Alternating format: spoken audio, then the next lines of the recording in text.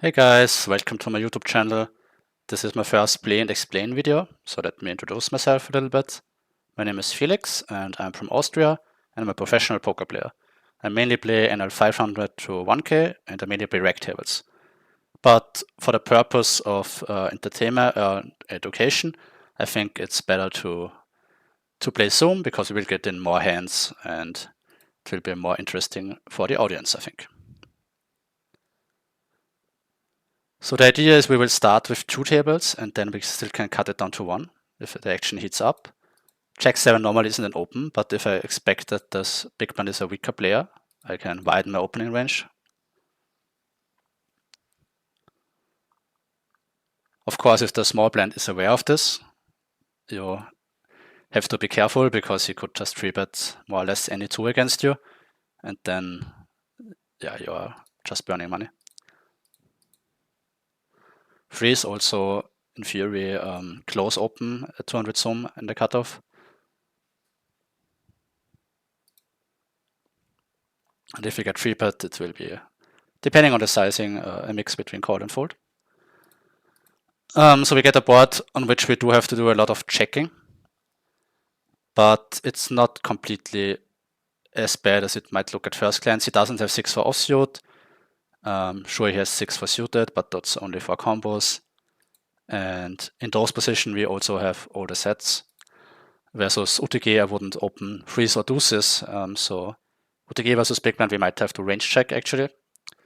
And in cutoff, we think we can still have some bets.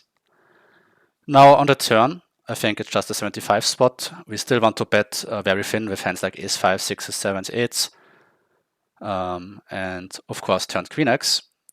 And therefore I don't want to increase my sizing too much. In order to defend properly, he has to slow play a bunch of hands on the flop, which I don't think that many players do, because it's very tempting to just always raise your straights and sets. But if you always fast play those hands, then you will just struggle on high card runouts if you only have 5x. And here we face the limp, and we can either check behind or ISO raise. I don't mind ISO raising aggressively, and I think a hand like queen 5 blocks some of his stronger hands with the queen, but we also don't mind it if he just folds. Is a good candidate. Table 1, I will just start out with a check, and on table 2 there are multiple things possible, but I think c-betting small is certainly fine. And interesting turn on both tables. Here I think I like pot check. I don't think I want to bet too big when there are 2 flush draws out there. And on table 2, there is some incentive to bet the hand again. We get him to fold some 10x. He calls 5x in diamonds. It's close between betting and checking here, I think. If he didn't have a gut shot, it would be pretty clear check, but now we have to check back the row because we have too much showdown value. But I think when we bet the turn, he will fold some stronger hands and call some weaker hands, which always is a good indication for a good bet. He wouldn't have folded 9-8 though. And here we had the king-queen spot. Usually when the button flats, you have to check a lot out of position. It's not like the big blind calls and you can just always c-bet. So you have to be careful to not over c-bet or maybe even check range. It's not a bad simplification. And then on the turn, of course, a good turn for us.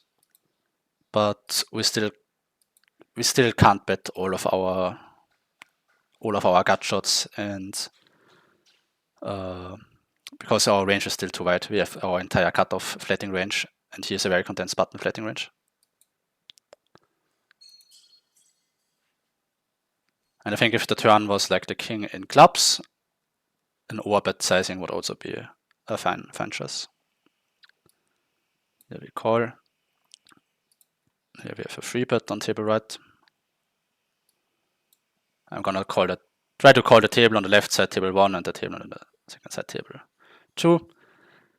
And interesting, we face the overbet, so I certainly want to note that. And maybe it will come in handy at some point. Here we mainly click call.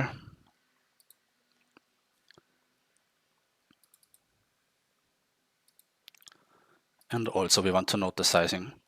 It's not really a standard sizing, I would say, to use 75 here. So I think it's very important to note the 8-9 can't be strong enough to call here, I imagine. We will mix in some free bets, but at the low roll we just call. And on this board we will call even versus a 3/4 size with King Queen. We don't have a lot of straight draws on this board, and there are no flush draws present. So we have to call naked overcards a lot more. He does just bet small, which I assume is then just a range bet, and I think versus that we also mainly call. We could do some raising, but I think King Queen is going to mainly click call. Here we don't have a range bet by any means, but on a high roll, and with the deuce as a nice unblocker to his folding range, I think it's not a bad c-bet. And King Queen is close, if you want to bluff it or not.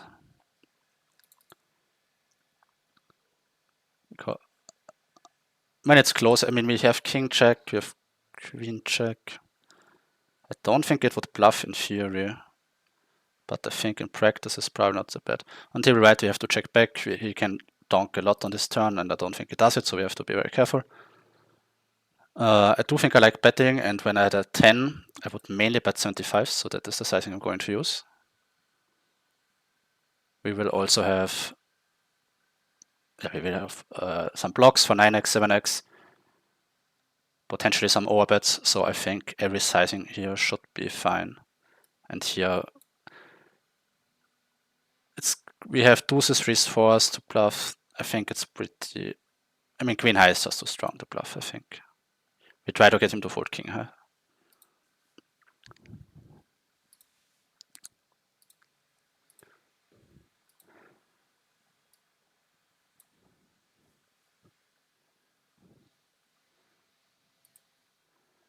I could even see king high having to value bet for out of position, but checking seems fine, of course, also. He does have a lot. He does have deuces to fours, which he always wants to bluff. He has the low flush draws, so he does have a lot of bluffs. So I am incentivized to call him down with a wider range. But yeah, no, I don't think king high can bet because I would call down king high, so that doesn't make much sense, does it? So I think the hand is played fine by both players.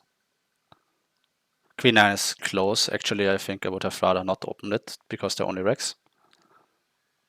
Queen 10 9 on the straight connected boards, I like to bet half pot check. And this is one of the hands that will check at the highest frequency. If I have a 9 that wants to bet, it would be like a check 9 or 9x in clubs. And I don't think this hand really ever wants to bet. Now on the turn, I like delaying for a small size or checking, and I think ace-9 is just a pure check. But you don't want to get bet too big and isolate yourself versus too strong of a range. You still want to value bet quite thin, and just single top pair hands can value bet for a small size on the turn. And I do think I don't mind to bluff catch. It is very easy to overbluff those spots with all the 7-6 sixes in the world that now look very attractive because they never win. Or maybe you even bluff deuces, threes. So those checkdown spots are usually spots that are very easy to overbluff out of position. So bluff catching aggressively is a good strategy here. And he also only bet half pot. So I really don't need to be right all that often for that to be profitable. On queen 8, I mean, we can do a lot of things. I kind of don't hate just starting out with a bet. This is a recreational player where I assume his flatting range is more wide.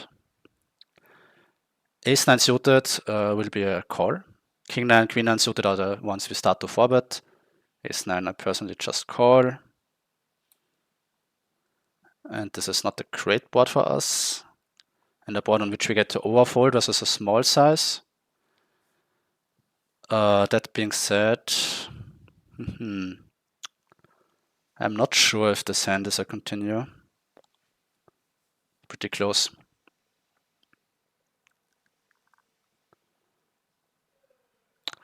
I'm gonna make the fold. It's razor thin, but on king high boards, usually versus the small size, you don't get to fold much at all. But on king high boards, this is a little bit it's a little bit different. But definitely a hand to mark and see, because you don't really want you want to avoid overfolding, of course. And this could very well be an overfold versus the quarter c-bet.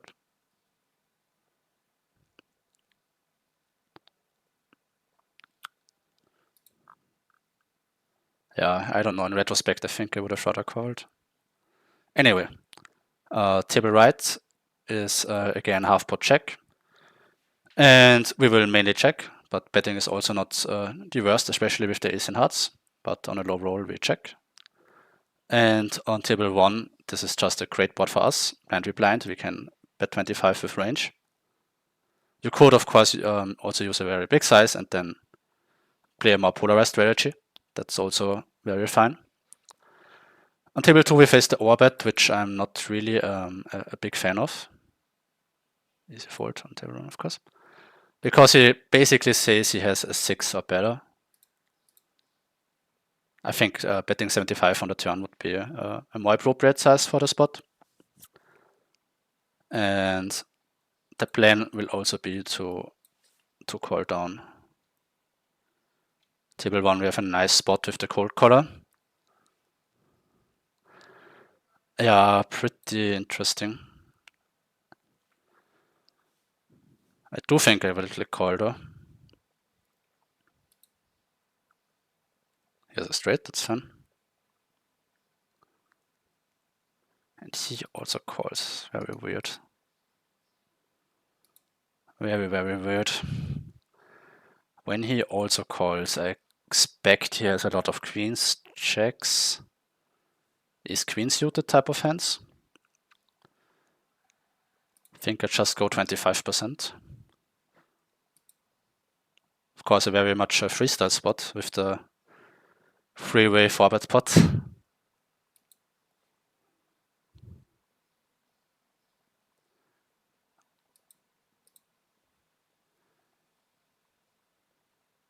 Well, if we were behind, now we have the goods. That being said, it's probably difficult to get much value. So I think I like betting really tiny, I think, here versus the recreational. Allow him to still call with a hand like queen check, for example.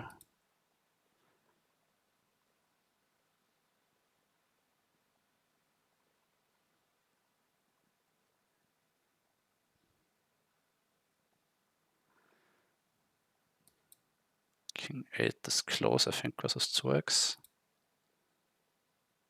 I think King 9 is for sure a call.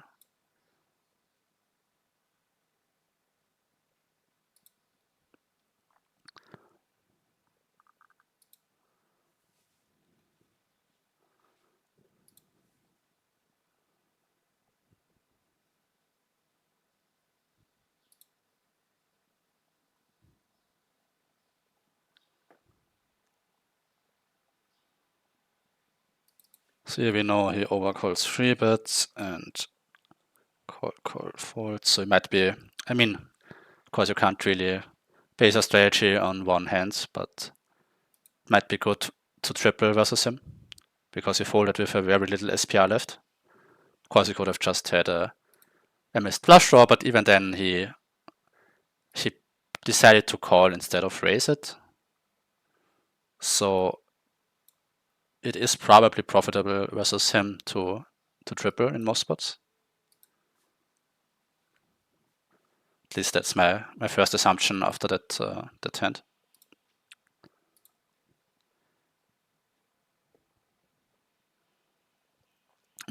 Interesting. We are deeper. So I do think we start to size down a bit.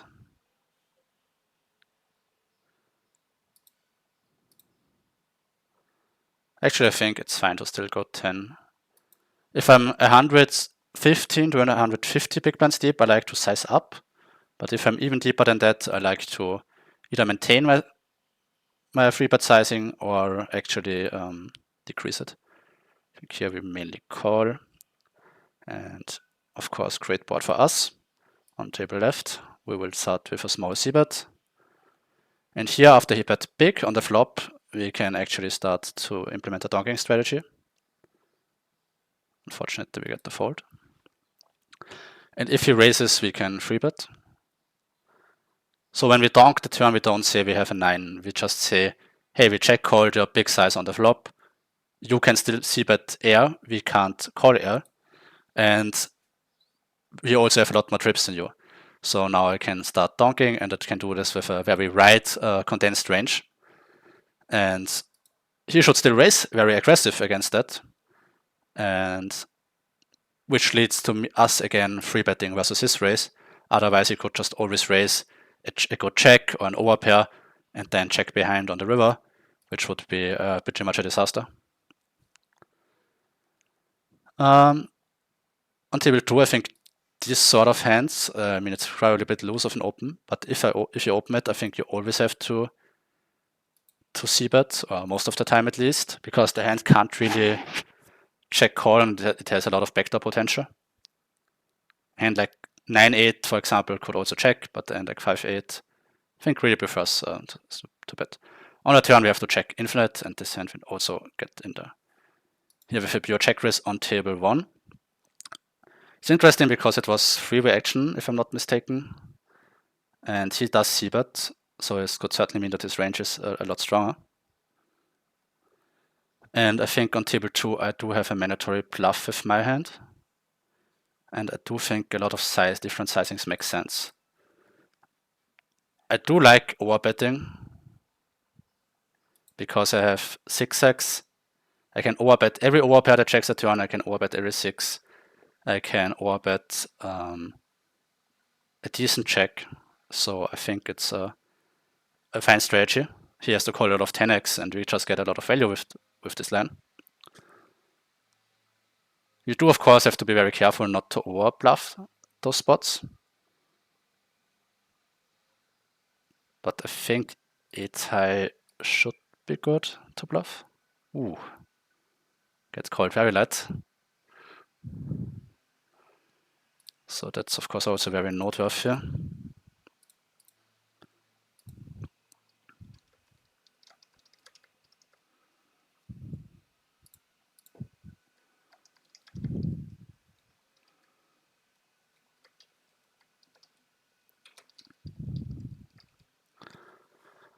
Table 2, I think we have half pot or check, and aces will often go in the check back line. Just again a board where the big blind connects pretty well, and there are so many runouts just like this, where the big blind will just have a lot of straights, and we don't really want to play a big pot. So when he interchecks, it's interesting because he should donk here, or he should probe here a ton. I think aces blocks the calling range a ton, and that's why I check back. A lot of his check calls, I assume, on the turn will be hands like ace 10 when he takes his line. So having two aces, that sucks, and we want him to have a hand like king check that hits a pair on the river. So I think my hand is a really nice check twice candidate, and a very easy value bet on the river.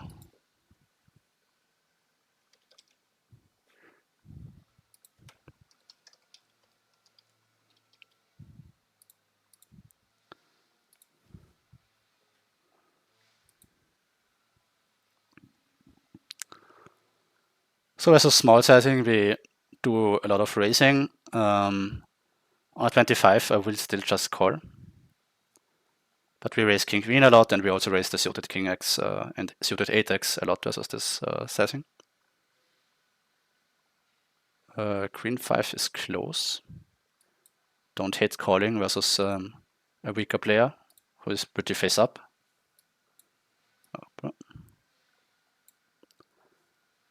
And we will continue. I don't think I want to raise. I never have ace queen, so it's a pretty bad board for me. He checks the turn, so now I think we have two options. We can either go for a check raise or for an overbet. We can go for a check raise because I don't think he is really bluffing a lot of queen highs here. So we would block the check back range.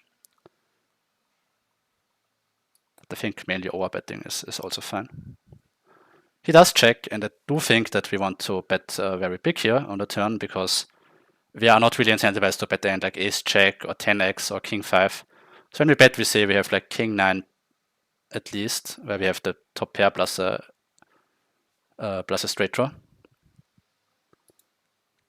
And it also challenges out of position to protect his check back range, to check sets, to check straights on the turn.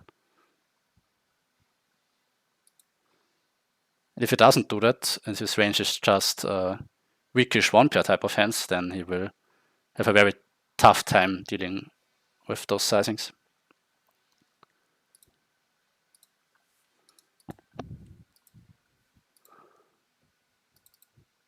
Okay, also interesting. 3.5x button.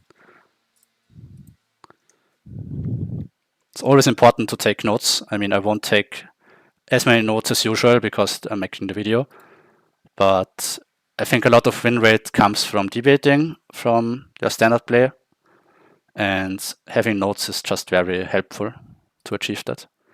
With two recreationals behind, I think I like flatting with the 10-8 suited. This is of course marginal, but I think it's certainly fine.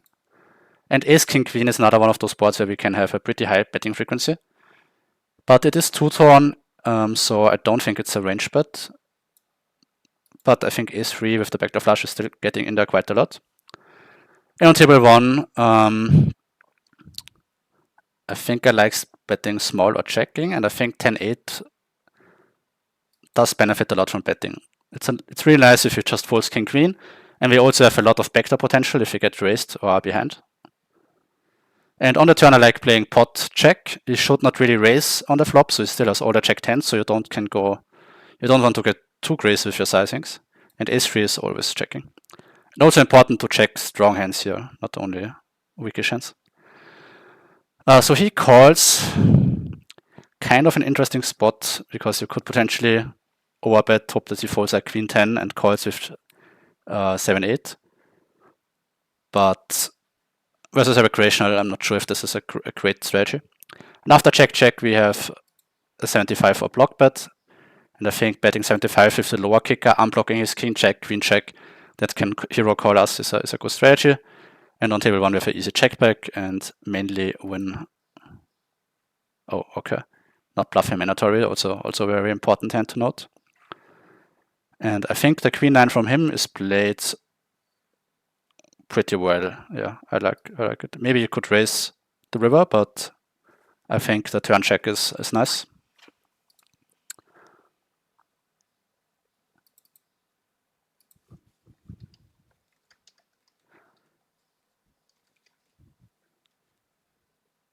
So he floats wide and is not bluffing mandatory.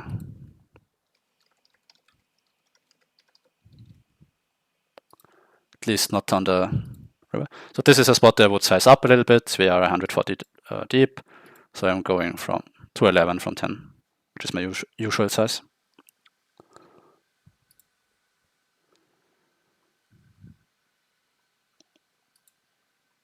And versus the 4-bet, we would be a little bit in a tough spot. He does 4-bet big, which I think I'm just inclined to fold. Well, for that, the guy does have a lot of 4-bets in position.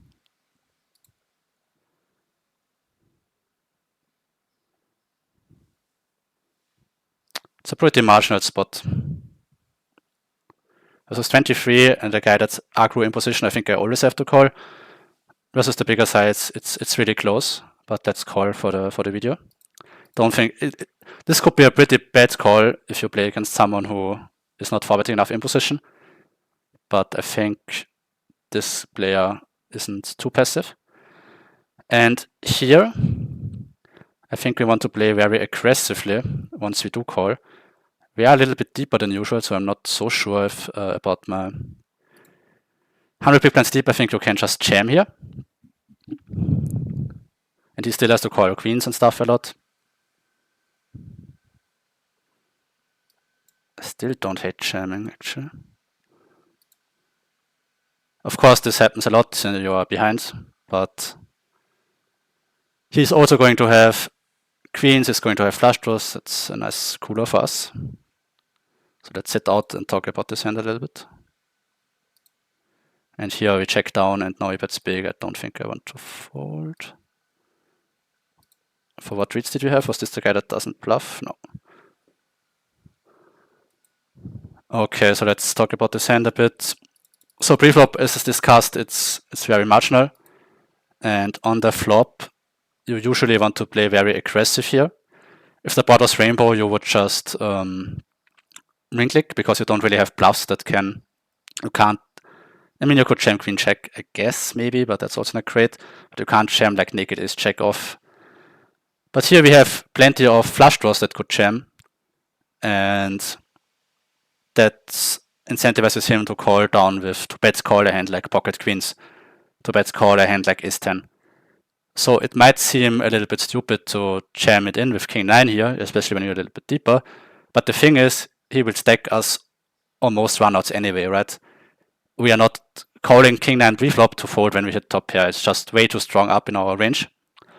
So instead of putting us in a bluff catch spot, we try actually to put him in a bluff catch spot and we just accept, okay, if you have a speed, you have a speed, but you still have plenty of hands that are worse that have to call here. It could still be not great because we are a bit deeper, but the 100 big blinds deep, I think this play is totally fine. And yeah, he had ace king, which is of course unfortunate, but sometimes you suck out. And I think that's probably a good spot to stop the video. So thank you for your attention, guys. And if there's any feedback, I would be very much appreciative of it. Thanks, guys. Bye.